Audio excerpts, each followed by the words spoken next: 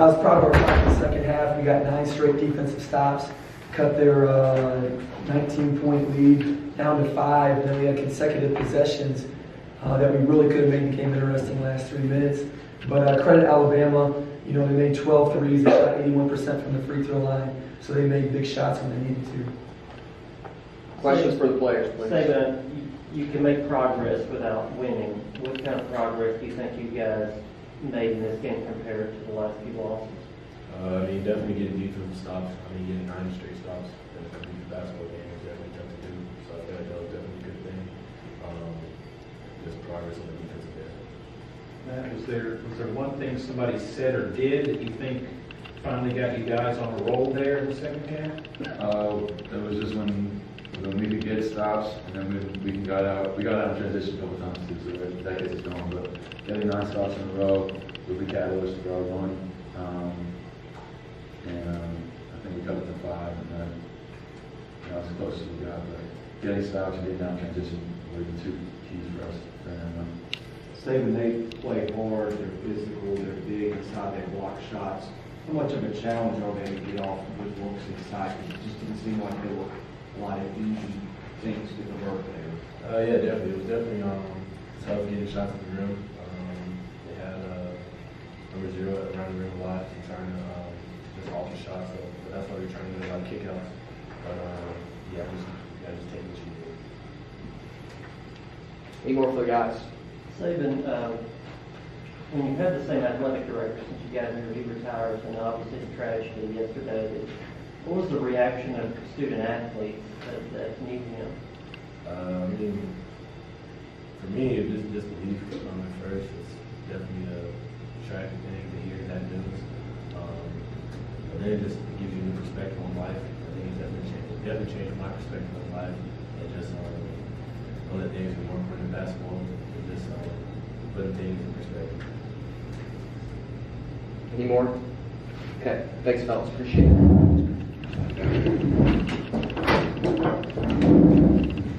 Bryce, you've been pretty good at defending the 3 most of the year. Did they take advantage of something you did defensively tonight, or just tip your cap for a good shooting night? Probably a little bit of both. They definitely shot the ball really well from 3. A couple times we didn't close out as fast as we should have. Had some shooters, and especially Norris, hits the big ones, late in that game to really seal it for them. Coach, you guys got rebounded by 11. What do you think kind of went wrong on the glass? Very disappointed in that. That has been a priority for us in the last 2 weeks, especially at practice. We're taking time and competing every day at rebounding and hitting guys to get used to it. And last game we out-rebounded Arkansas, and we knew tonight we were going to have to rebound the basketball. And with our margin right now for error, we can't give up 11 offensive rebounds. So that was a big point of emphasis in our locker room right now. And we'll be back at it Monday. We'll be hitting people boxing out. And I think you take Riley Norris as a great example. Probably one of the least athletic guys on the court. He led me in rebounding with 12 because he went and found bodies, and then he went and attacked the ball. And that's something that we have to do, not just one game, but we got to do it every game and build that as a habit. Twice foul shooting, I know you guys practice it, but you only have a limited amount of time, so you do that more, you do something else less. How do you handle that? Do you expect guys to do it more on their own? What do you do? Let me take a positive side to it. The last couple of years, teams that we've had, we couldn't get the free throw line for anything. Now we're getting the free throw line a lot. But the problem is, it's momentum destroyers when we're on runs and we get front ends and we miss, or we get 2 and we miss a ball that we split them. And again, our margin just is not big. We work that hard to get to the rim and get fouled. We have to make the other team pay. And again, 61%, it's just not good enough. And we talk to the guys, about again, that's rebounding and free throws. Those are things we can control. Like we can control those, and those are things that we have to be better at. Matt talked about getting out of transition. You guys expect to be a team that can run this year. Is this a good lesson to the guys? Like, look, if you play defense, you can get the kind of chances you're looking for. We scored probably the most in that stretch. We got 9 stops because we got out in transition. you know, our defense was good enough. We held them to, you know, 40%, 41%, and that should be good enough to win a basketball game. The problem again was the offensive rebounds, and we had basically 7 more free throws, same points from the free throw line. And so, you know, those were areas with the offensive rebounds and free throws, you know, that really made a difference in the game. What did they do to stop Aaron? I mean, he only had 6 points, had 6 shots. I mean, he's been such a key part of your offense. You know, we've really ridden Aaron hard the last 3 weeks, you know, in games, and he's played at an extremely high level. He's been a little under the weather here these last, you know, 5 days or so, but he's so competitive. You know, he never wants to come out of the game.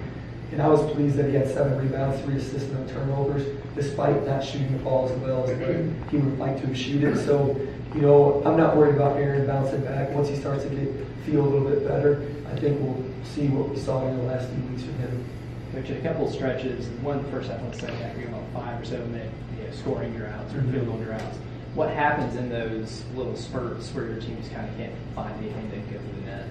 Yeah, you know, I think that's a sign first, you know, you're playing a good defensive team, is they try to put you through those lulls.